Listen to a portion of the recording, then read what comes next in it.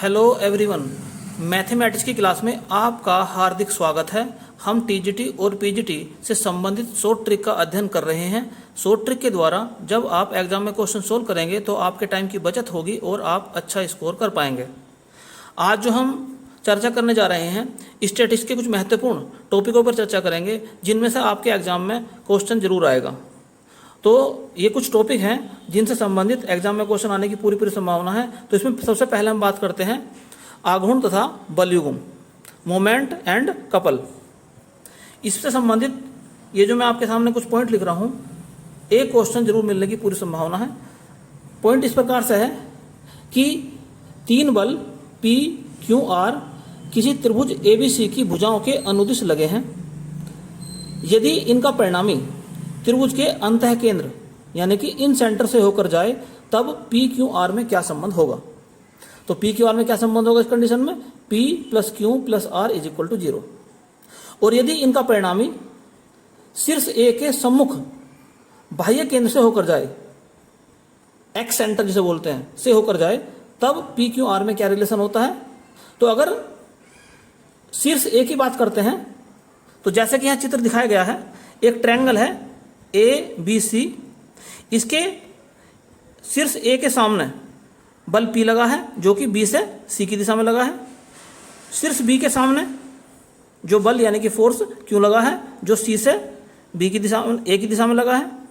और शीर्ष C से के सामने वाली भुजा पर बल जो है R लगा है जो A से B की दिशा में है। और ये तीनों बल चक्रीय क्रम में है, अर्थात B से C, C से A और A से B की दिशा में है। तो इसने क्या कहा है कि अगर जो हमने बाह्य वृत्त बनाया है एक, वो शीर्ष A के सामने बना हो, अर्थात इसके सामने इस वाले भुजा पर बना हो ऐसा वृत्त, तब क्या होगा। तो इसके सामने P है तो P का चिन्ह माइनस का हो जाएगा। तो P प्लस Q माइनस का P plus Q plus R is equal to 0। अगर वो कहता कि शीर्ष B के सम्मुख बाह्य केंद्र से होकर जाता है तो फिर Q का चिन्ह माइनस का हो जाता। और अगर कहता कि शीर्ष C के सम्मुख बाह्य केंद्र से होकर जाता है तो R का चिन्ह माइनस कर देते। नेक्स्ट पॉइंट है कि यदि इन बलों का परिणामी त्रिभुज के परिकेंद्र से होकर जाए तब क्या हो जाएगा। P, Q, R में क्या रिलेशन होगा। तो P cos A into Q cos B into R cos C। अब ये ABC तो आप जानते ही हैं, जैसे कि मैंने दूसरा त्रिभुज बनाया है, त्रिभुज ABC, तो इसके अंतः कोण जो है कैपिटल A, कैपिटल B और कैपिटल C कहलाते हैं। और इसकी भुजाओं की लंबाई स्मॉल a, स्मॉल b और स्मॉल c कहलाती है। शीर्ष A के सामने एक भुजा को स्मॉल a कहते हैं, शीर्ष B के सामने एक भुजा स्मॉल b और शीर्ष C के सामने एक भुजा स्मॉल c होती है। तो यहाँ पर क्या था कि अगर तीनों बलों का परिणामी त्रिभुज के परिकेंद्र से होकर जाए तब P, Q, R में ये रिलेशन होता है कि P cos A plus Q cos B plus R cos C is equal to 0। और नेक्स्ट पॉइंट है, यदि तीनों बलों का परिणामी त्रिभुज के केंद्रक यानी कि सेंट्रोइड या गुरुत्व केंद्र से होकर जाए तब P, Q, R में क्या रिलेशन होता है। तब रिलेशन क्या है, P upon sine A plus Q upon sine B plus R upon sine C is equal to 0, या P upon small a plus Q upon small b plus R upon small c is equal to 0।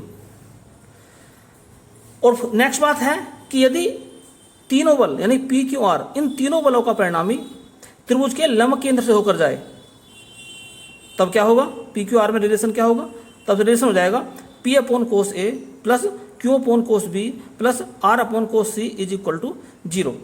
और ये इस प्रकार से लिखा भी आ सकता है कि P into sec A plus Q into sec B plus R into sec C is equal to 0। ऐसे ही ऊपर वाला लिखा आ सकता है P into cosec A plus Q into cosec B plus R into cosec C is equal to 0। तो इस प्रकार से भी ये लिखा आ सकता है। यहाँ पर ध्यान रखने की सबसे महत्वपूर्ण बात यह है कि ये तीनों बल त्रिभुज की भुजाओं के अनुदिश लगे हैं। अगर क्वेश्चन इस प्रकार से लिखा आ जाए कि त्रिभुज के शीर्षों पर तीन समांतर बल लगे हैं तब P, Q, R में क्या रिलेशन है, तब ये जो बताई बात, जो आपको बात बताई जा रही है, फिर ये चीज़ चेंज हो जाएगी उसकी अलग कंडीशन से। तो यहाँ पर क्या है, त्रिभुज की भुजाओं के अनुदिश है। और अगर उसने कहा है कि त्रिभुज के शीर्षों पर समांतर बल लगे हैं, इसका अर्थ क्या है पहले समझिए जरा। तो अगर कहा है शीर्षों पर, तो इसका अर्थ ये होता है कि ये बल इस प्रकार से लगे हैं, एक बल यहाँ पर इस प्रकार, तीनों बल ऐसा लगे हैं। तो पी क्यू आर उस कंडीशन में बी सी की दिशा में नहीं है, बल्कि पी ए है, मान लो क्यू पी यहाँ मान लो ए पे, इसे क्यू मान लो, इसे आर मान लो, इस प्रकार से। तब ये जो फॉर्मूले हैं, फिर ये फॉर्मूले बिल्कुल चेंज हो जाएंगे। ये फॉर्मूले केवल और केवल तभी हैं जब तीनों बल त्रिभुज की भुजाओं के अनुदिश लगे हैं इस चक्रीय क्रम में, पी क्यू आर इसी क्रम में लगे हुए हैं। तो आइए देखते हैं, इनके बारे में थोड़ी सी और चर्चा करते हैं अभी। चलिए समझते हैं पहले मोमेंट यानी कि आघूर्ण क्या होता है। जैसा मान लीजिए कोई बल F लगा है इस दिशा में ऐसा, तो कहा गया है बिंदु इस O के परितः है, इसका आघूर्ण ज्ञात कीजिए। तो आघूर्ण ज्ञात करने का तरीका ये होता है, मोमेंट ज्ञात करने का तरीका ये होता है कि यहाँ से इसकी लंबवत दूरी ले लो, मान लो d है, तो इसके आघूर्ण का फॉर्मूला होता है tau is equal to F गुना d। ये होता है आघूर्ण का फॉर्मूला। अब हम ये जो बल P है इसका आघूर्ण निकालते हैं।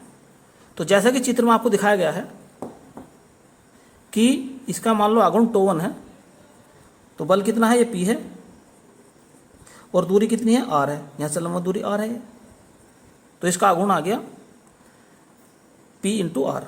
ऐसे निकालते हैं Q का आघूर्ण, उसे मान लो टो 2 कह दो, तो हो जाएगा Q गुना R। ऐसे निकाल दो R का आघूर्ण, वो हो जाएगा Q, वो भी R हो जाएगा। अब चूंकि ये एक साइक्लिक ऑर्डर में है, तो इन सब का जो योगफल होगा tau 1 plus to 2 plus to 3, ये 0 के बराबर होगा। तो इनमें मान रख दो भी, तो P into R plus Q into R plus R into R is equal to 0।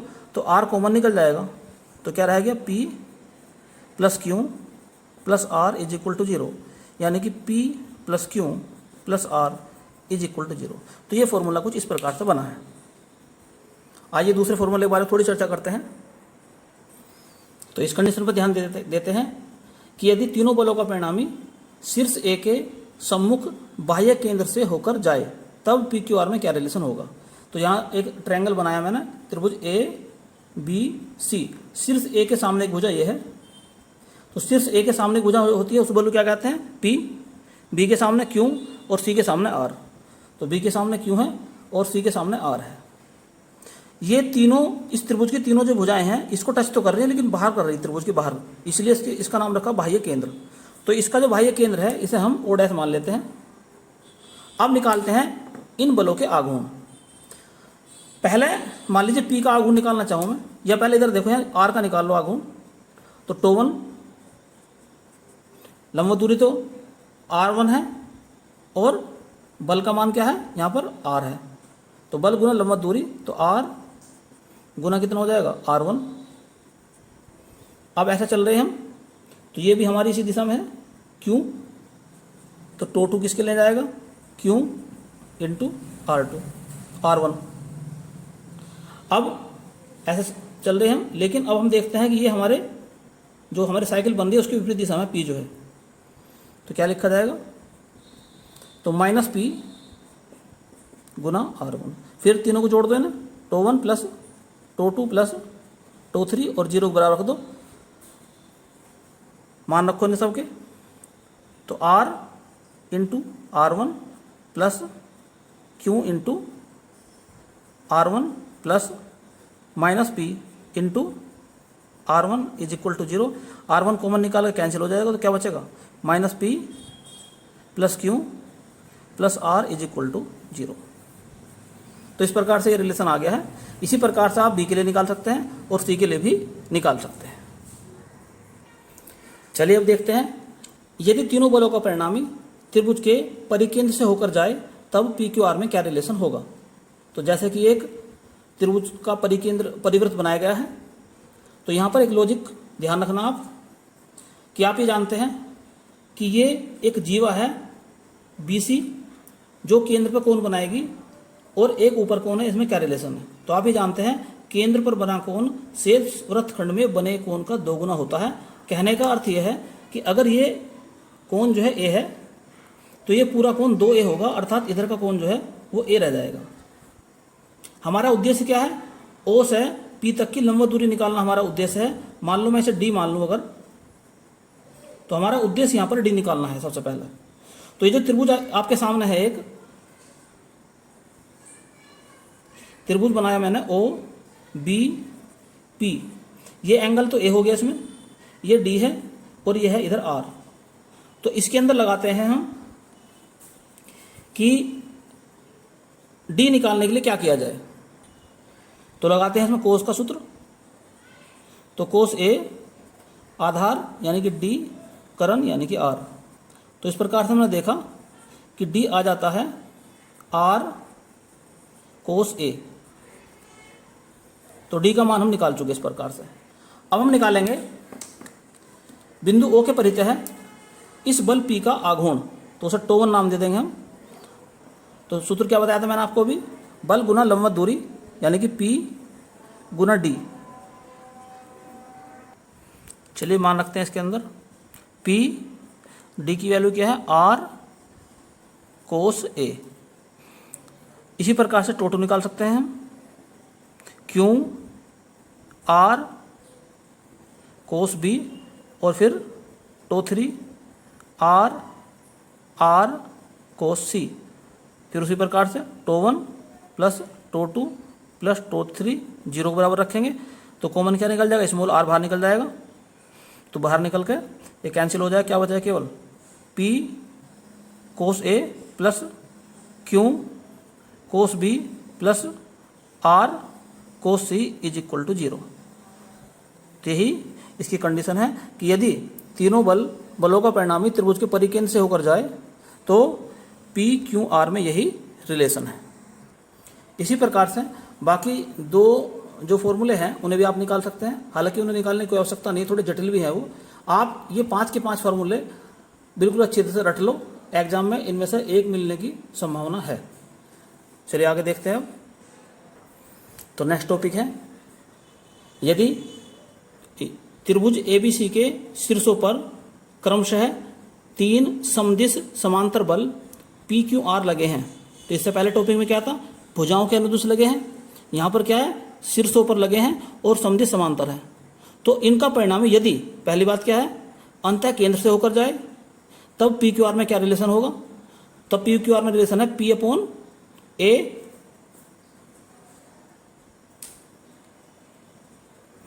Is equal to Q upon B is equal to R upon C।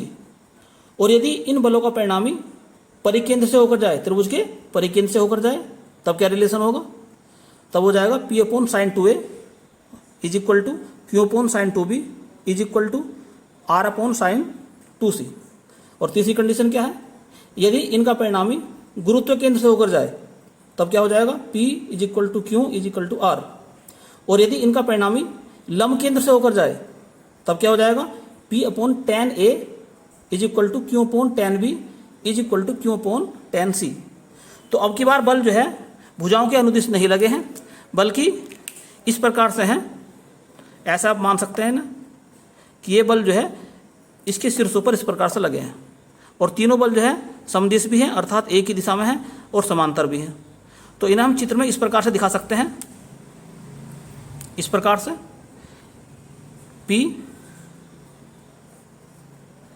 Q और R, इस प्रकार से दिखा सकते हैं ना। तो दोनों में अंतर समझ में आ गया होगा आपके। इनके प्रूफ करने की आवश्यकता नहीं है एग्जाम में।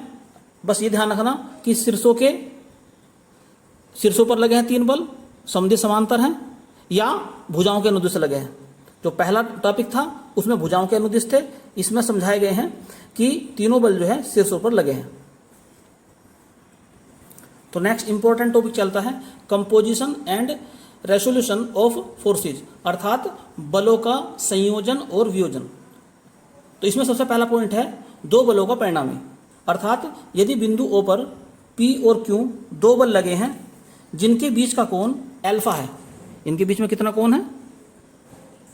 इनके बीच का कोण क्या है? अल्फा है। तो इन बलों के परिणामी ज्ञात करने का क्या सूत्र है? तो इन बलों का परिणामी R is equal to P² plus Q square plus 2pq cos alpha, इस सूत्र से ज्ञात किया जाता है। और यदि यह परिणामी r बल p के साथ में थीटा कोण बनाए, कितना कोण बनाए? थीटा। तो इस थीटा का ज्ञात करना है, क्या फॉर्मूला है? तो tan theta is equal to होता है q sine alpha upon p plus Q cos alpha. तो इस सूत्र से हम ज्ञात कर सकते हैं इसकी दिशा, और इस सूत्र से ज्ञात कर सकते हैं इसका परिमाण। अब नेक्स्ट इसमें बात समझने की यह है कि यदि दोनों बल समान हो तो बल कैसे हो? समान हो, अर्थात P बराबर Q और इसे हम मान लें F के बराबर। तब इनका परिणामी R कैसे निकालते हैं? तो R का फॉर्मूला है फिर R बराबर 2F कोस अल्फा बटे 2, या इस प्रकार से कह सकते हैं कि दो समान बलों का परिणामी उनके बीच के कोण अर्धक से होकर जाता है। अर्थात अगर ये दोनों बल P और Q समान है तो इनका परिणामी R जो है इनके बीच के कोण के अर्धक से होकर जाएगा, बिल्कुल बीच से होकर जाएगा। नेक्स्ट कंडीशन है कि इन दो बलों का जो परिणामी R है इसका अधिकतम मान कब होगा? तो R का मान मैक्सिमम कब होगा? जब दोनों बल एक ही दिशा में होंगे। जब दोनों बल P और Q एक ही दिशा में होंगे तो इनका परिणामी R अधिकतम होगा, और उस कंडीशन में R का मान P प्लस Q के बराबर हो जाएगा। जब ये एक ही दिशा में होंगे तो अल्फा का मान 90 अंश हो जाएगा, अल्फा का मान 0 हो जाएगा, और कोस 0 का मान 1 होता है तो हो जाएगा P square plus Q square plus 2pq, अर्थात P प्लस Q का होल स्क्वायर, और स्क्वायर से रूट खत्म हो जाएगा, अर्थात R का मान निकल कर आ जाएगा P प्लस Q। अब देखते हैं इन बलों का परिणामी न्यूनतम कब होगा? मिनिमम। मिनिमम जब होगा जब ये दोनों बल विपरीत दिशाओं में होंगे। यह कब होगा? जब अल्फा का मान 120 अंश हो जाएगा। इसमें क्या बताया मैंने आपको? इसमें कंडीशन थी अल्फा का मान 0, और इसमें बताया बात मैंने कि अल्फा का मान हो जाएगा 180 अंश। तो अगर ये दोनों बल एक दूसरे के विपरीत दिशाओं में हैं तो कोस अल्फा यानी कोस 180 का मान -1 होगा, तो उस कंडीशन में हो जाएगा P square plus Q square minus 2pq, तो ये बन जाएगा P माइनस Q का होल स्क्वायर, और होल स्क्वायर से अनुट खत्म हो जाएगा तो P माइनस Q। ये P माइनस Q भी हो सकता है और Q माइनस P भी हो सकता है। ये कंडीशन कब लगेगी? यदि P बड़ा है तो हो जाएगा P माइनस Q, और यदि Q बड़ा है तो हो जाएगा Q माइनस P, अर्थात जो जिसका वैल्यू बड़ी होगी उसमें से छोटे को घटा देंगे। चलिए अब देखते हैं यदि किसी बल को दो दिशाओं में वियोजित किया जाए तो उसके वियोजित भाग किस प्रकार ज्ञात करते हैं। बल के वियोजित भागों को कंपोनेंट कहते हैं, अर्थात दो दी हुई दिशाओं में किसी बल के घटक या कंपोनेंट कैसे ज्ञात किए जाते हैं। तो मान लिया जाए O से जाने वाला एक बल F है जिसको दो भागों में विभाजित करना है हमें। एक इस F के साथ में अल्फा कोण बनाने वाली दिशा में है जिसे मैंने P मान लिया है, एक इस F से बीटा कोण की दिशा में है जिसे Q मान लिया है। तो यहां पर P और Q बल F के दो कंपोनेंट हैं। इससे पहले आर्टिकल में हमने P और Q दो बलों का परिणामी R निकालना सीखा था। यहां हम उस बल R को या कह लो F को दो भागों में विभाजित करना चाहते हैं, अर्थात F के दो कंपोनेंट ज्ञात करना चाहते हैं जो F के साथ में अल्फा और बीटा कोण बनाते हैं। तो P कैसे ज्ञात किया जाए और Q कैसे ज्ञात किया जाए? तो P का फॉर्मूला होता है P is equal to F sine beta upon sine alpha plus beta, और Q का फॉर्मूला होता है F sine alpha upon sine alpha plus beta. कहने का अर्थ ये हो गया कि अगर P निकालना चाहते हैं तो ऊपर लिखा जाएगा बीटा कोण, अगर Q निकालना चाहते हैं तो ऊपर लिखा जाएगा अल्फा कोण, यानी कि जिधर का निकालना चाहते हैं उसके विपरीत दिशा का कोण लिखा जाता है, एक बात। और दूसरी बात यह है कि नीचे दोनों में ही साइन अल्फा प्लस बीटा है। अब तीसरी बात ये चलती है कि यदि दोनों कंपोनेंट एक दूसरे के लंबवत हों, यदि दोनों कंपोनेंट एक दूसरे के लंबवत हो तो इन कंपोनेंट को बल F के वियोजित भाग कहते हैं, रिजोल्व पार्ट्स। तो क्या कहते हैं इसके? वियोजित भाग। तो वियोजित भाग और घटक में अंतर समझ में आ गया आपके कि वियोजित भाग का मतलब यह है कि अगर दोनों घटक एक दूसरे के लंबवत हैं तो F का P की दिशा में जो घटक होगा वो P बराबर हो जाएगा F कोस थीटा, और P का ऊर्ध्वाधर घटक यानी Q हो जाएगा F साइन थीटा। ये फॉर्मूले कैसे बने? ऊपर वाले चित्र में ध्यानपूर्वक देखिए। ये थीटा जो है एक्चुअल में अल्फा के इक्वल है, यहां तक का ये कोण थीटा है, और ऊपर का कोण कितना हो गया? ऊपर का हो जाएगा 90 माइनस थीटा, 90 माइनस थीटा हो जाएगा ऊपर का, यानी टोटल मिला के अल्फा प्लस बीटा जो हो जाएगा वो हो जाएगा 90 डिग्री।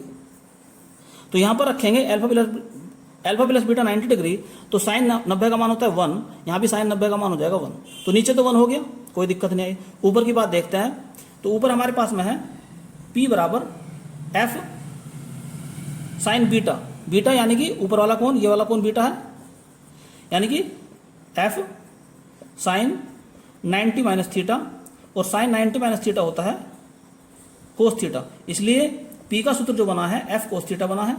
और ऊपर तो साइन है ही कि अल्फा के स्थान पे क्या आ जाएगा? थीटा आ जाएगा। तो Q जो बना है इस प्रकार से बना है F साइन थीटा। तो इस प्रकार से हम किसी बल के वियोजित भाग इन सूत्रों के द्वारा ज्ञात कर सकते हैं और किसी बल के घटक इन सूत्रों के द्वारा ज्ञात कर सकते हैं। और दोनों में अंतर कितना है कि अगर घटक एक दूसरे के लंबवत हो जाएं तो ऐसे घटकों को ही उस बल के वियोजित भाग कहते हैं। चलिए अब बात करते हैं, यदि किसी बिंदु पर 2 से अधिक बल लगे हों तो उनका परिणामी R किस प्रकार से ज्ञात किया जाए। जैसे कि पहले आर्टिकल उन्होंने बताया कि अगर किसी बिंदु पर 2 बल लगे हैं तो उनका परिणामी ज्ञात करने का सूत्र मैंने आपको बताया कि R बराबर P square plus Q square plus 2pq cos alpha का अंडर रूट सारेगा। लेकिन अगर 2 से ज़्यादा बल लगे हों तब उनका परिणामी किस प्रकार से ज्ञात किया जाए। जैसा मान लीजिए बिंदु O पर 3 बल लगे हैं, F1, F2 और F3, और ये बल जो है एक्स अक्ष के साथ में θ1, θ2 और θ3 कोण बनाते हैं। तब इन बलों का परिणामी किस प्रकार से ज्ञात किया जाए। तो सबसे पहले निकालते हैं इसके क्षैतिज घटक यानी कि एक्स अक्ष की दिशा में घटक। तो इसे हम मान लेते हैं एफ एक्स का मैंने नाम दे दिया इसे। तो निकलता है F1 कोस θ1 प्लस F2 कोस θ2 प्लस F3 कोस θ3, और अगर आगे भी होते उन्हें भी इस प्रकार से लिख देते हैं। अब निकालते हैं y एक्स की दिशा में घटक यानी कि वियोजित भाग। तो F y से कह देते हैं F1 sine θ1 plus F2 sine θ2 plus F3 sine θ3। अब क्या काम करेंगे, R का फॉर्मूला हो जाता है, यानी कि इन सभी बलों का परिणामी R इस प्रकार से लिखा जाएगा एफ एक्स का स्क्वायर प्लस एफ वाई का स्क्वायर का अंडर रूट। मान लीजिए जावे ये जो R है ये कहीं भी हो सकता है, इसमें मान लो ये R है, मान लो ऐसे, और ये R जो है एक्स अक्ष के साथ में थीटा कोण बनाए। R क्या बनाए, एक्स अक्ष के साथ में थीटा कोण बनाए। तो इस थीटा को कैसे ज्ञात करेंगे, तो tan थीटा बराबर F Y upon F X. तो इस सूत्र के द्वारा हम किसी बिंदु पर लगे 2 से अधिक बलों का परिणामी ज्ञात कर सकते हैं। तो पहला क्वेश्चन आपके सामने है जो कि पीजीटी 2000 में आया था। The value in horizontal and vertical direction the resolve part of a force 60 kg weight acting in a direction making an angle 60 degree with horizontal. इसका मीनिंग क्या है, इसमें यह बताया गया है कि एक बल जिसका मान 16 किलोग्राम भार है उसके हॉरिजॉन्टल डायरेक्शन में और वर्टिकल डायरेक्शन में अर्थात क्षैतिज दिशा में और ऊर्ध्वाधर दिशा में रिजोल्व पार्ट यानी कि वियोजित भाग ज्ञात कीजिए और यह बल क्षैतिज के साथ में 60 अंश का कोण बनाता है। तो क्या लिखा क्वेश्चन में कि एक बल F है ये, क्योंकि रिजोल्व पार्ट की बात चल रही है तो परपेंडिकुलर रहेंगे दोनों। ये P है, ये Q है और ये है थीटा। तो क्वेश्चन में स्पष्ट लिखा है कि हमें हॉरिजॉन्टल यानी कि P, वर्टिकल यानी Q, ये हमें निकालने हैं। फोर्स यानी कि F कितना है, 16 किलोग्राम भार, केजी भार लिख लो। और थीटा जो दिया है वो दिया है 60 डिग्री। तो सबसे पहले लगाते हैं P का सूत्र। तो P का फॉर्मूला होता है F कोस थीटा। F की वैल्यू कितनी है, 60 और कोस 60। तो कोस 60 का मान होता है 1/2। तो आंसर आ गया इसका 8 kg भार। अब हम बात करते हैं क्यू की। तो क्यू का फॉर्मूला बताया था आपको, F साइन थीटा। तो F कितना है, 16 और साइन 60। तो साइन 60 का मान होता है √3/2। तो आंसर इसका आ जाएगा 8√3 kg भार। तो यही इसके आंसर है। तो नेक्स्ट क्वेश्चन आपके सामने है जो कि TGT 2011 में आया था। दो समान बलों का परिणामी उनमें से किसी एक के बराबर है, तो बलों के बीच का कोण हमें ज्ञात करना है। तो समान बल है यानी कि P बराबर Q बराबर F। तो बल है समान। उसने क्या कहा है, इन बलों का परिणामी R भी F के बराबर है, तो इन बलों के बीच का कोण अल्फा ज्ञात कीजिए। सूत्र, अगर समान बलों की बात चल रही है तो समान बलों के परिणामी का सूत्र होता है समान बलों का परिणामी R बराबर 2F कोस α/2। तो 2 R का मान किसके बराबर है, R का मान भी F के बराबर है। तो F बराबर 2F कोस α/2। तो F से F कैंसिल हो जाएगा, तो इधर हो जाएगा 1/2। तो यूँ कहें कि कोस α/2 बराबर हो जाएगा 1/2। और कोस के पदों में 1/2 मान होता है कोस 60 का। तो इस प्रकार से हमने देखा कि अल्फा का मान आ गया 120 डिग्री। तो आंसर कौन सा आ गया इसमें, डी। तो नेक्स्ट क्वेश्चन आपके सामने है जो कि TGT 2013 में आया था। किसी कण पर लगे बलों के क्षैतिज तथा ऊर्ध्वाधर वियोजित भाग P तथा Q हैं, बलों का परिणामी ज्ञात कीजिए। तो क्या लिखा है इसमें, एक क्षैतिज है एक ऊर्ध्वाधर है। तो ये तो P है, ये Q है। तो इन बलों का परिणामी हमें ज्ञात करना है। तो ये इनका परिणामी हो गया R, जो कि हमें निकालना है। और इन दोनों बलों के बीच में कोण कितना हो गया, जो हम अल्फा कहते हैं, वो हो गया 90 डिग्री का, क्योंकि एक क्षैतिज है एक ऊर्ध्वाधर है। तो R का फॉर्मूला क्या बन जाएगा, R बराबर P² plus Q² plus 2PQ cos alpha का अंडर रूट लगा देंगे। तो P² प्लस Q² का अंडर रूट, क्योंकि कोस 90 का मान हो जाएगा 0, तो ये पूरी संख्या 0 हो जाएगी। तो R का मान आ जाएगा P² प्लस Q² का अंडर रूट। यही इसका आंसर है। नेक्स्ट क्वेश्चन आपके सामने है जो कि TGT 2009 में आया था। दो बलों P तथा 3 न्यूटन, एक है P न्यूटन का, दूसरा है 3 न्यूटन का, परिणामी बल 7 न्यूटन है। यदि 3 न्यूटन के बल की दिशा विपरीत कर दी जाए तो परिणामी बल 19 का अंडर रूट न्यूटन हो जाता है। P का मान ज्ञात कीजिए। तो यहाँ पर दो कंडीशन है। तो पहला बल है P, तो इसे P लिख देंगे। दूसरा बल Q जो है वो 3 न्यूटन है, और इस कंडीशन में परिणामी जो आ जाता है वो आ जाता है 7 न्यूटन। तो यहाँ पर अल्फा क्या होगा पहले ये चेक करते हैं, फिर दूसरी कंडीशन इधर लेके चलेंगे। तो लगाइए सूत्र। तो R² बराबर P² plus Q² plus 2PQ cos alpha. R यानी कि 7, तो 49, P तो P है ही, Q कितना है 3, तो 9 हो जाएगा। तो 2p क्यू कितना है 3 कोस अल्फा, तो इधर ले जाएंगे इसे, तो 40 हो गए, 40 बराबर P square plus 6p cos alpha, ये इक्वेशन नंबर होगी 1।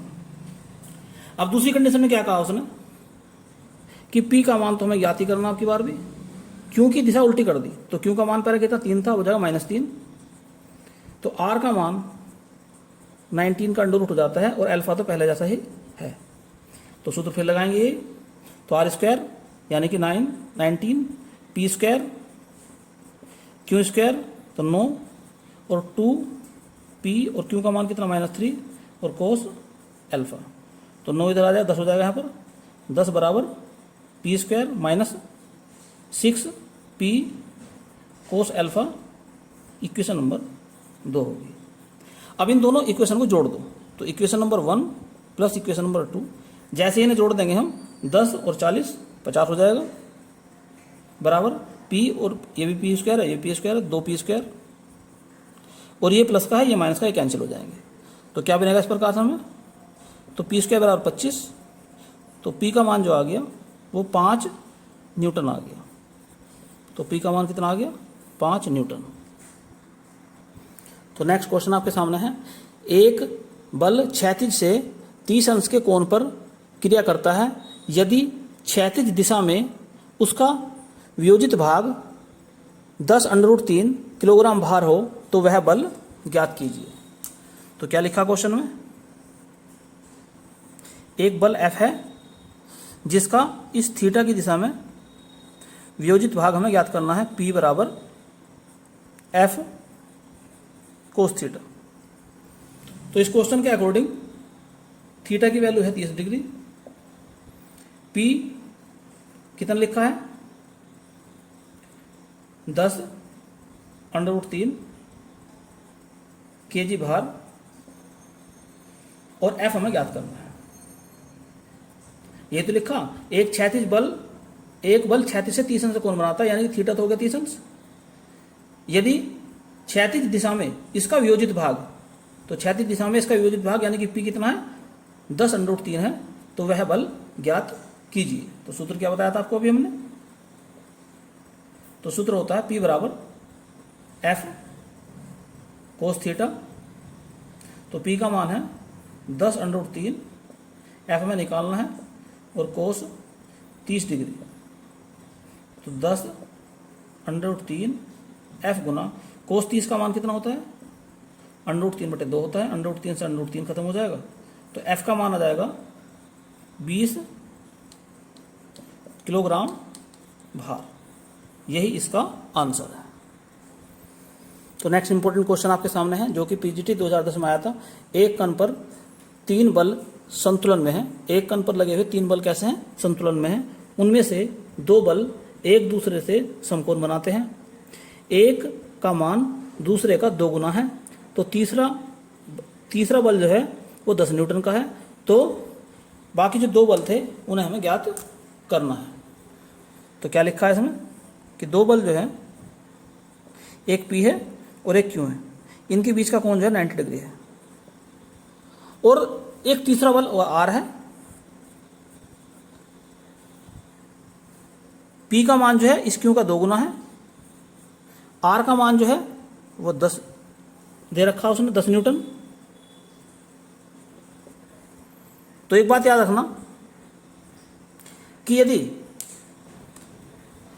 किसी बिंदु पर लगे 3 बल संतुलन में हो तो उनमें से 2 बलों का परिणामी तीसरा बल होता है। कहने का अर्थ यह है कि P और Q का परिणामी R है, इसे इस प्रकार से भी निकाल सकते हैं।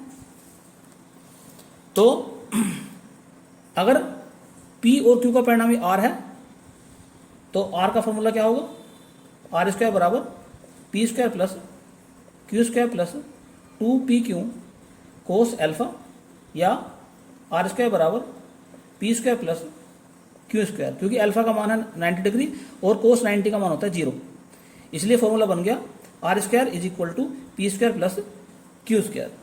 अब R का मान कितना है 10 है, तो ये तो हो जाएगा 100। P कितना है 2Q के बराबर, तो P का मान है 2Q के बराबर, plus Q square.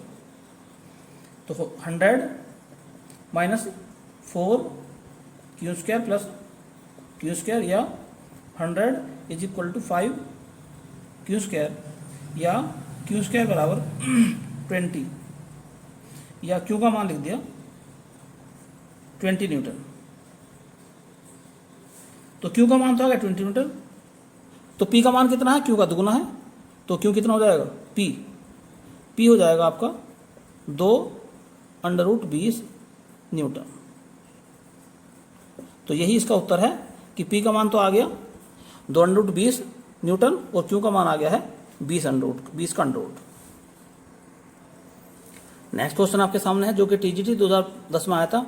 3 equal coplanar forces of weight 10 kg acting at a point if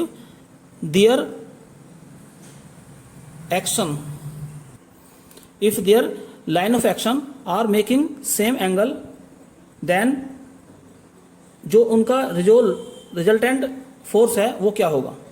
तो याद रखना, इसमें लिखा है कि एक बिंदु पर 3 एक समतलीय बल लगे हैं जो एक दूसरे के साथ में समान कोण बनाते हैं और उनका मान भी समान है, इक्वल है वे भी। तो उनका रिजल्टेंट यानी कि परिणामी हमें ज्ञात करना है। यहां पर कुछ इस प्रकार से है, ये P है, ये Q है, ये R है, 3 बल हो गए। ये एंगल 120 समान एंगल बनेगा, यहां भी 120, यहां भी 120 एंगल। तो एक बात याद रखो, अगर किसी बिंदु पर लगे 3 समान बल एक समबाहु त्रिभुज का निर्माण करते हैं तो उन बलों का परिणामी 0 होगा। याद रखने वाली बात है कि एक बिंदु पर लगे हैं 3 बल और तीनों बल हैं समान। जितना बल ये है, तीनों बल समान है, ये भी F, ये भी F, ये भी F। तो यदि किसी बिंदु पर 3 समान बल लगे हैं और वे इस प्रकार से लगे हैं कि उनके तीनों के कोण भी समान हैं, तो वे एक त्रिभुज का निर्माण करते हैं।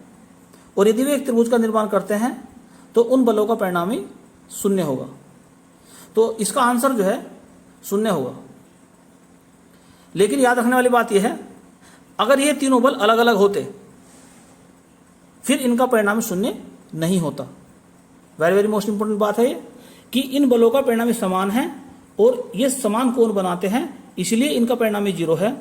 अगर ये बल समान ना होते तो फिर ये एक समबाहु त्रिभुज नहीं बनाते और इनका परिणामी 0 नहीं होता। एक तरीका तो ये होगा इसका निकालने का। एक दूसरा तरीका है कि इसे मान लो एक्स एक्सिस, इसे यहां से ये वाई एक्सिस होगी, तो इसे इन बलों को हम अलग अलग पार्ट में तोड़ सकते हैं। अर्थात यहां समझने की जरूरत है कि पहला बल जो है एक्स एक्सिस के साथ कितना कोण बनाता है? θ1। तो θ1 का मान कितना? 0। θ2 कितना हो जाएगा? ये हो 120 और θ3 हो जाएगा 240। अब हमें सबसे पहले निकालते हैं Fx। तो फॉर्मूला क्या है? P यानी कि F लिख लेंगे बाद में, P cos θ1 plus Q cos θ2 plus R cos θ3। फिर निकाल लेंगे Fy, तो ये निकालेंगे फिर। तो P sin θ1, Q sin θ2 और R sin θ3। फिर इनका निकालेंगे परिणामी F कह लो उसको। तो Fx का स्क्वायर और Fy का स्क्वायर का अंडर। इस प्रकार से भी आप निकाल सकते हैं। तो आंसर यहां पर भी 0 आएगा। आप स्वयं करके देखना, क्योंकि मैंने आपको लॉजिक बता दिया है, इसलिए सोल्व करने की कोई आवश्यकता नहीं है कि अगर किसी बिंदु पर लगे 3 बल एक समान हैं और वे समान कोण बनाते हैं तो उन बलों का परिणामी 0 होगा। अगर वे उन बलों के परिणामी अलग अलग नहीं हैं, भले ही वे कोण समान बनाते हैं, तब उनका परिणामी 0 नहीं होगा। नेक्स्ट टॉपिक आपके सामने है लामी की प्रमेय। ये लामी की प्रमेय कब इस्तेमाल होती है, इसका क्या मतलब है? ये 2 बार क्वेश्चन पूछा गया, 2004 में पूछा गया पीजीटी में और टीजीटी 2013 में पूछा गया था। इसका कब यूज करते हैं? अगर किसी बिंदु पर 3 बल लगे हैं, एक बल P मान लिया, दूसरा बल Q मान लिया और तीसरा बल है R। अगर किसी बिंदु पर कितने बल लगे हैं? 3 बल लगे हैं। तो P के पीछे कोण कितना है? अल्फा मानते हैं। Q के पीछे कोण बीटा और R के पीछे गामा। तो यदि किसी बिंदु पर 3 बल लगे हैं और वे तीनों बल संतुलन की दशा में हैं, तो इस कंडीशन में क्या होगा कि P अपॉन साइन अल्फा का मान Q अपॉन साइन बीटा के मान के और R अपॉन साइन गामा के मान के बराबर होगा। अर्थात इन बलों का मान शेष दो बलों के बीच के कोण की साइन के समानुपाती होता है। यही लामे की प्रमेय है और इसी से संबंधित 2 बार क्वेश्चन पूछे गए थे। एक बार तो उसने स्टेटमेंट लिखा है और पूछा है कि ये स्टेटमेंट किस प्रमेय का है। नीचे ऑप्शन दे रखे थे, उनमें एक जो है लामी की प्रमेय का भी ऑप्शन था। एक बार क्वेश्चन पूछा गया कि उसने स्टेटमेंट लिखा लेकिन लामी की प्रमेय का नाम नहीं लिखा, तो वहां पर ऑप्शन था नन ऑफ दीज। आइए देखते हैं इस पर क्वेश्चन और कैसा आते हैं। तो नेक्स्ट इंपॉर्टेंट क्वेश्चन आपके सामने है। एक समतल के एक बिंदु पर 3 बल लगे हैं। P तथा Q के बीच का कोण 150 अंश, Q और R के बीच का कोण 120 अंश और ये तीनों बल संतुलन में हैं। तो P, Q तथा R में अनुपात ज्ञात कीजिए। तो 3 बल हैं, एक P है, दूसरा Q है और तीसरा है R। एक बिंदु पर लगे हैं और क्या लिखा उसने? P और Q के बीच का कोण 150 डिग्री, Q और R के बीच का कोण 120 डिग्री। कुल कोण कितना होता? 360। तो 120 और 150 270, 360 और माइनस करो तो आ जाएगा 90 अंश। P के सामने कोण को अल्फा, P के पीछे वाले कोण को अल्फा, Q के पीछे जो कोण बनता है उसे बीटा और R के सामने जो पीछे जो बनता है उसे कहते हैं गामा। अब लामी की प्रमेय लगा दो। P अपॉन साइन अल्फा बराबर Q अपॉन साइन बीटा बराबर R अपॉन साइन गामा। तो P अपॉन साइन अल्फा यानी sine 120, Q upon sine beta यानी कि साइन 90 और R अपॉन साइन गामा यानी कि साइन 150 डिग्री। तो P अपॉन साइन 120 का मान होता है √3/2, साइन 90 का मान 1 और साइन 150 का मान होता है 1/2। या इसे मैं ऐसे कह सकता हूँ P अनुपात Q अनुपात R बराबर √3/2 अनुपात 1 अनुपात 1/2। और अनुपात की खास बात होती है कि किसी भी नंबर से, किसी भी संख्या से उसमें मल्टीप्लाई कर सकते हैं। तो तीनों अनुपात को जो है 2 से मल्टीप्लाई कर दो तो क्या मिलेगा? 3:2:1। यही इसका आंसर है। तो नेक्स्ट इंपॉर्टेंट क्वेश्चन आपके सामने है। इसमें लिखा है कि एक बिंदु पर 3 बल लगे हैं जो कि एक समबाहु त्रिभुज की भुजाओं के समांतर हैं और उन बलों के मान जो है 1 न्यूटन, 2 न्यूटन और 3 न्यूटन है। तो इन बलों का परिणामी ज्ञात कीजिए। तो इसमें ऑप्शन जो है दे रखा है, उसमें एक 0 का ऑप्शन भी दे रखा है। तो कई बार ये कन्फ्यूजन हो जाता है कि उन बलों का परिणामी 0 होगा क्योंकि ये एक त्रिभुज का निर्माण करते हैं। लेकिन वास्तव में ऐसा बिल्कुल भी नहीं है। ये एक त्रिभुज का निर्माण नहीं करेंगे। क्यों नहीं करेंगे? क्योंकि ये तीनों बल अलग अलग हैं और त्रिभुज जो है समान, जो समबाहु त्रिभुज है उसकी भुजाओं के अनुदिश है। तो उस समबाहु त्रिभुज से केवल ये जानकारी मिल रही है कि इनके बीच का कोण क्या है। लेकिन जब ये बल हम ट्रेस करेंगे उसके बाद में एक त्रिभुज का निर्माण नहीं कर सकते क्योंकि एक समबाहु त्रिभुज नहीं बनाएंगे। तो अगर समबाहु त्रिभुज नहीं बनेगा तो इन बलों का परिणाम 0 नहीं होगा। तो कहने का अर्थ यह है कि इसे हम इस प्रकार से लिख सकते हैं। एक बल यह है P जिसका मान है 1 न्यूटन, एक बल दूसरा है Q जिसका मान है 2 न्यूटन और एक तीसरा बल लग रहा है जिसका मान है 3 न्यूटन। तो ये समबाहु त्रिभुज की भुजाओं के समांतर हैं। तो इनके प्रत्येक कोण हो जाएगा 120 अंश। चाहो तो इसे आप सोच भी सकते हो इस प्रकार से। ये एक समबाहु त्रिभुज है, इसकी प्रत्येक भुजा समांतर है। तो ये बल जो है ये P है और दूसरा बल जो है ये इधर जो है ये Q है और तीसरा ये R है। अब ये जो कोण है, जो P और Q के बीच का कोण है, P और Q के बीच का कोण, जब ये 60 अंश का है तो ये हो जाएगा 120 अंश का। इसी प्रकार से अन्य कोण भी सब 120 के हो जाएंगे। और यदि इन तीनों बलों से एक त्रिभुज बनाने की कोशिश करें तो वह संभव त्रिभुज नहीं बनेगा। जैसे मान लो एक सेंटीमीटर रेखा खींच दो यहाँ पर, फिर दूसरी 2 सेंटीमीटर खींच दो यहाँ पर, और तीसरी जब खींचेंगे 3 सेंटीमीटर की, तीनों भुजाएं अलग अलग हो जाएंगी, वो संभव त्रिभुज नहीं बनेगा। इसलिए ये तीनों बल संतुलन में नहीं है, अर्थात इसका आंसर 0 नहीं है। अब कैसे निकाला फिर इसका आंसर? इसे मान लो एक्स एक्सिस, तो θ1 कितना हो जाएगा 0, θ2 120 और θ3 240, जैसे कि मैंने पहले बताया था अभी थोड़ी देर पहले आपको। तो फिर निकालिए इसका fx, तो फॉर्मूला क्या होता है f1, या यहाँ पर हमने लिखा p, तो p cos θ1 plus q cos θ2 plus r cos θ3। तो p का मान तो 1 है, 1, और cos 0 है, तो cos 0 मान कितना होता है 1 होता है, तो cos 0 ये 2 है, यहाँ पर 1 था, cos 0 यहाँ पर 2 है, cos 120 यहाँ पर 3 है, cos 240, तो 1, cos 120 का मान 1 होता है 2, और cos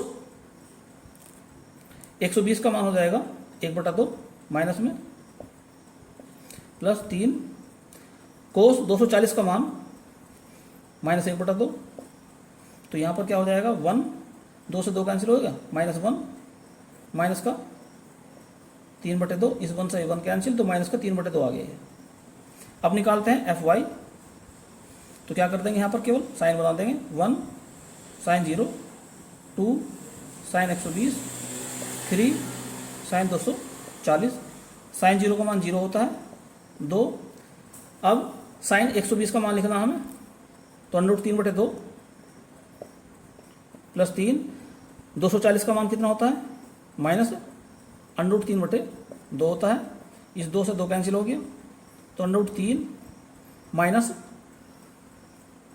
कितना रह जाएगा ये 3√3/2।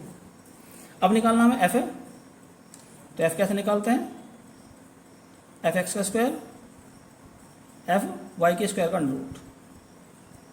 तो fx का स्क्वायर जब करेंगे तो हो जाएगा 9/4 प्लस इसका स्क्वायर खोल दो, पहले का स्क्वायर यानी कि 3, प्लस दूसरे का स्क्वायर जब करेंगे तो 3 3 9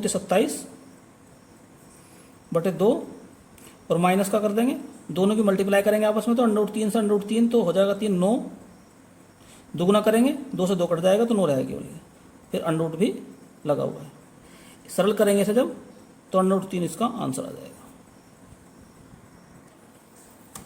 तो नेक्स्ट इंपॉर्टेंट क्वेश्चन आपके सामने है, यदि दो बलों P और Q के बीच का कोण अल्फा है तो उनका परिणामी 2m + 1 × p² + q² होता है।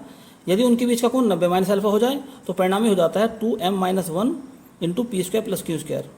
तो tan अल्फा का मान ज्ञात कीजिए। तो सबसे पहले परिणामी r ये है, तो सूत्र होता है r², तो सूत्र ये होता है p² + q² + 2pq cos alpha, यानी कि r² का मान होता है। तो पहली कंडीशन में दिया है कि जब उनके बीच का कोण अल्फा है तो r का मान जो है ये है, तो क्या लिख सकता हूँ मैं इसे, p² + q² + 2pq cos alpha बराबर r का मान कितना है 2m + 1 का स्क्वायर और p² + q²। यहाँ पर इन पर √ भी लगा था दोनों पे, तो यहाँ इसका स्क्वायर हो गया, इसका √ खत्म हो गया। दूसरी कंडीशन क्या है, अगर उनके बीच का कोण, पहले यहाँ से निकाल लो, तो इसे मैं लिख सकता हूँ इस प्रकार से भी कि 2pq cos अल्फा बराबर, इसको पूरे को इधर ले जाएंगे उठाकर, p एक कॉमन निकाल देंगे, फिर p² + क्यू स्क्वायर कॉमन निकालते हैं, अंदर क्या आ जाएगा 2m प्लस 1 का स्क्वायर माइनस 1 रह जाएगा यहाँ पर। अब उनके पीछे कौन कितना है 90 माइनस अल्फा, तो कोस 90 माइनस अल्फा कितना हो जाता है साइन अल्फा हो जाता है। तो यहीं से लगाओ P square plus Q square plus 2pq cos 90 minus alpha is equal to, तो अब कितना लिखा जाएगा यहाँ पर 2m माइनस 1 का स्क्वायर और P square plus Q square का रूट खत्म हो जाएगा।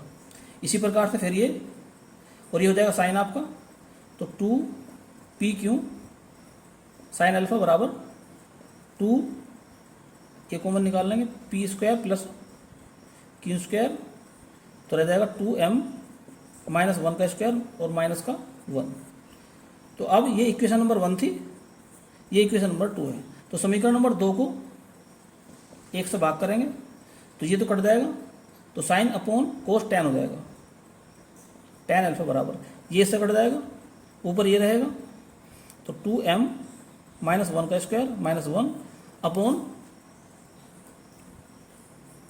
2m प्लस 1 का स्क्वायर माइनस 1। अब एक बार जोड़ दो एक बार घटा दो, यानी कि 2m माइनस 1 और यहाँ पर 2m माइनस 1 प्लस 1 नीचे 2m प्लस 1 माइनस 1 और 2m प्लस 1 प्लस 1। यहाँ पर देखिए इस माइनस से माइनस खत्म, इस माइनस से ये माइनस खत्म, फिर बचेगा 2m, इस 2m से 2m कैंसिल हो जाएगा, यहाँ पर 2 है, ये 2 हो जाएगा, कॉमन निकल जाएगा। तो कुल मिलाकर बात आएगी m minus 1 upon m plus 1, यही इसका आंसर है। नेक्स्ट इंपॉर्टेंट क्वेश्चन आपके सामने है, किसी बिंदु पर लगे दो बलों के बीच का कोण थीटा है, यदि उन बलों को आपस में बदल दिया जाए तो उनका परिणामी साई कोण से घूम जाता है, तो tan साई बटे 2 का मान ज्ञात कीजिए। तो सबसे पहले बनाते हैं चित्र इसका। तो चित्र के अनुसार P और Q दो बलों का परिणामी R है जिनके बीच का कोण थीटा है। हमने एक तरफ अल्फा मान लिया, एक तरफ बीटा मान लिया, इसका मतलब ये हो गया कि अल्फा प्लस बीटा बराबर थीटा। दूसरी बात यह है कि जब ये आपस में बदल दिए जाते हैं तो ये R इधर घूम जाएगा साई कोण से, तो यानी कि उस कंडीशन में ये हो जाएगा कि बीटा का मान हो जाएगा, बीटा में से अल्फा अगर घटा देंगे तो उत्तर आ जाएगा साई। तो बस यहाँ पर यही ट्रिक याद रखने की है कि अल्फा प्लस बीटा तो थीटा के बराबर होगा और बीटा माइनस अल्फा जो है वो साई के बराबर हो जाएगा। अब ये जो त्रिभुज आपके सामने है, ये P है इधर, ये इधर जो है Q है और ये R है। तो इसके अंदर ये कोण कितना है अल्फा है, ये कोण तो अल्फा है और ये बीटा है, तो ये भी बीटा हो जाएगा। इधर ये Q था तो ये भी बीटा हो जाएगा ऊपर वाला। तो यहां पर लगा देंगे अब, तो P अपॉन साइन बीटा बराबर Q अपॉन साइन अल्फा। तो यह मैं इसे ऐसे लिख सकता हूं कि P अपॉन Q बराबर sign beta upon sine alpha. और अनुपात का नियम होता है कि ऊपर नीचे P लिखो, जो क्रिया ऊपर करोगे वही क्रिया इधर करो, यानी कि पहले साइन बीटा, नीचे भी साइन बीटा, फिर यहाँ साइन अल्फा, यहाँ पर ऊपर प्लस था तो प्लस लगाओ और यहाँ माइनस था तो माइनस लगाओ साइन अल्फा। अब लगा दो साइन C प्लस डी, तो 2 sine C plus D by 2 और cos C minus D by 2। ऐसे नीचे 2 cos C plus D by 2 और sine C minus D by 2। तो अब क्या देखते हैं यहाँ पर, 2 से 2 कैंसिल हो गया, ये हो गया tan बीटा प्लस अल्फा बटे 2 और ये जाएगा कोट बीटा माइनस अल्फा बटे 2। तो beta plus alpha tan beta plus alpha ये थीटा है, तो थीटा बटे 2 कोट बीटा माइनस अल्फा ये साई है, तो साई बटे 2 हो गया। इधर से क्या चला रहा था, ये कोट है तो 1 अपॉन tan इधर आ जाएगा, तो tan साई अपॉन 2, यहाँ पर क्या है P plus Q upon P minus Q और इधर था tan थीटा बटे 2। अब निकालना tan साई बटे 2 का मान है, तो tan साई बाई 2 बराबर P minus Q upon P plus Q into tan theta by 2। यही फाइनल इसका आंसर है, और इसको अगर डायरेक्ट याद रख लोगे तो ज़्यादा अच्छा रहेगा। तो इस वीडियो में केवल इतना ही। इस वीडियो को अधिक से अधिक लाइक और शेयर करें, और यदि चैनल सब्सक्राइब नहीं किया है तो चैनल को सब्सक्राइब कर लें, और साथ ही साथ बेल आइकन का बटन भी दबा दें ताकि समय समय पर आपको महत्वपूर्ण और जानकारियाँ प्राप्त होती रहें। धन्यवाद।